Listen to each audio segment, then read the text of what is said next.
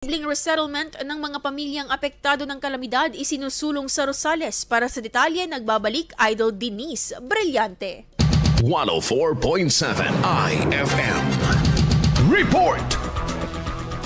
Tinalakay ng Municipal Social Welfare and Development at Municipal Planning and Development Office noong Lunes ang posibleng paglilipat ng ilang pamilyang naapektuhan ng kalamidad sa Barangay San Angel sa Rosales, Pangasinan patungo sa mga pabahay na hawak ng DSWD.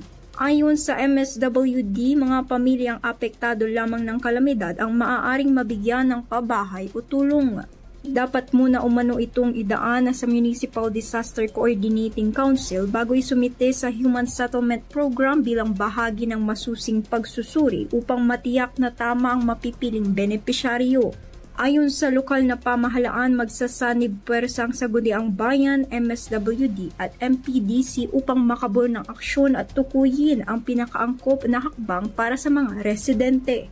Kasama mo mula rito sa IFM News Dagupan, ito si Idol Denise Brillante, Tatak, IFM. IFM News. IFM News. IFM.